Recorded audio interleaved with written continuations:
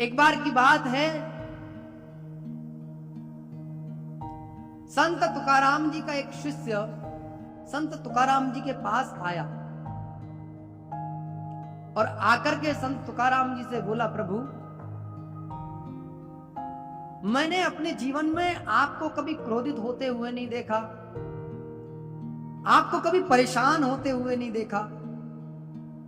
आखिर ऐसा कौन सा कारण है कि आपके चेहरे पर हमेशा मुस्कुराहट बनी रहती है, आपके चेहरे पर कभी कुलीन भाव नहीं आते, कभी गलत भाव नहीं आते, आप कितने भी कष्टों में रहें उसके बाद भी आपको कभी क्रोध नहीं आता। तो संत तुकाराम बोले, कोई बात नहीं, तुम कल आना, इस प्रश्न का जवाब मैं तुमको कल दूंगा। क्योंकि संत तुकाराम जो थे वो बहुत ही बड़े संत थे, इसीलिए शिष्य प्रातःकालीन ही गुरुजी के पास में पहुंच गया और जाकर के बोला कि आज हो सकता है कि मुझे भी कोई ऐसी औषधि, ऐसा मंत्र गुरुजी दे दें कि मेरे जीवन में भी तनाव ना रहे, मेरे जीवन में भी हमेशा मुस्कुराहट बनी रहे। तो संत तुकाराम के पास में जैसे ही शिष्य जाकर के बैठते ही एकदम से संत तुकाराम बोले, अरे भैया ये क्या, तुम्हारे मस्तक की रेखा तो बता रही है कि आज से 7वें दिन तुम्हारी मृत्यु हो जाएगी। संत तुकाराम झूठ नहीं बोलते थे, इसीलिए शिष्य ने मन में बात धारण कर ली, अरे यदि गुरुजी कह रहे तो गुरु आज्ञा का पालन जरूर होगा। गुरुजी को कहीं ना कहीं पता चल गया है कि आज से 7वें दिन मेरी मृत्यु हो जाएगी। थोड़ी देर के लिए तो विचलित हुआ, विचलित होने के बाद में जैसे ही वापस लौट करके जीवन का सारा चित्रण बदल गया। गुरुजी को प्रणाम किया, प्रणाम करने के बाद में जैसे ही बाहर निकला तो एक झाड़ू लगाने वाला बाहर व्यक्ति था, उनको भी प्रणाम किया, बोले भैया कोई आज से पहले कभी जीवन में कोई गलती होगी हो तो क्षमा कर देना। आगे गए, जो भी व्यक्ति मिलता जाए उनसे क्षमा याचना मांगता जाए, भैया अपने जीवन में मेरे में कोई गलती हो गई हो तो क्षमा कर देना। घर गया, घर जाकर के माता पिता के पास में जाकर के बैठा और माता पिता से बोला, पिताजी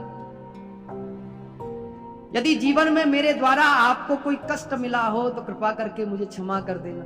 यहां तक कि जिन लोगों से कभी बात नहीं करी, जिन लोगों के जीवन में हमेशा झगड़े रहे, उनके पास जाकर के बातचीत करके बड़ी मुस्कुरा के बोले भैया आज तक जितनी भी गलती हुई है उनको क्षमा कर देना। अब तो धीरे धीरे 1 दिन बीता, 2 दिन बीता, 3 दिन बीता, जैसे जैसे शिष्य के दिन बीतते रहे वैसे ही वैसे जीवन में परिवर्तन आता रहा और 7वें दिन जीवन ऐसा हो गया कि मानो किसी से ना उसका झगड़ा है, ना उससे कोई द्वेष है, ना उसका कोई मित्र है, ना उसका कोई शत्रु है, सिर्फ भगवान ही उसके मित्र है और भगवान ही सब कुछ है।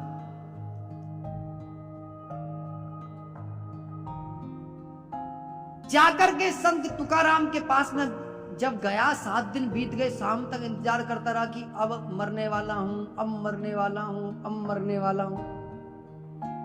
रात भर नींद नहीं आएगी, बोले भाई अब मर जाऊंगा, थोड़ी देर में सूर्य उदय होने वाला। 4 बोले भाई अब मर जाऊंगा, लेकिन सूर्य भी निकल आए, लेकिन महाराज मर के ही नहीं दिए।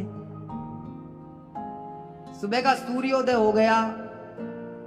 अब सूर्योदय होते ही 7 दिन बीत गए, गुरुजी के पास में गए, गुरुजी से कहा, गुरुजी आज तक तुम्हारी कोई बात गलत नहीं निकली है, आज तक कोई बात कोई काट नहीं पाया। आपने कहा था कि मैं 7वें दिन मेरी मृत्यु हो जाएगी, लेकिन यह तुम्हारा सत्य कैसे असत्य में बदल गया। तब संत तुकाराम अपने शिष्य को कहते हैं कि तुमने मुझसे एक प्रश्न किया था गुरुजी, तुम्हारे जीवन में इस मुस्कुराहट का राज क्या है। मेरे जीवन में मुस्कुराहट का सिर्फ यही राज है कि मैं ये देखता हूं कि मेरी मृत्यु कल है, मैं आज अपने जीवन में जीता हूं, इसीलिए मेरे जीवन में कभी कोई कष्ट नहीं रहता। मैं हर पल अपनी मृत्यु को याद करके रहता हूं, किस क्षण पता नहीं भगवान का बुलावा आ जाए, इसीलिए मैं आज में जीता हूं। शिष्य को समझ आ गया कि जो व्यक्ति अपने जीवन में आज में जिएगा कि आज का ही दिन मेरा है, कल का दिन भगवान का है, उस व्यक्ति के जीवन में बहुत सारी समस्याओं का समाधान स्वयं हो जाएगा। उसे ज्यादा समस्याएं नहीं रहने वाली। आज में जीना चाहिए व्यक्ति को कि जो कुछ करना है मुझे आज करना है। यदि कल मैं जीवित रह जाऊं तो ये भगवान का प्रसाद लेकर के, प्रसाद मान करके अपने जीवन को आगे बढ़ाऊंगा।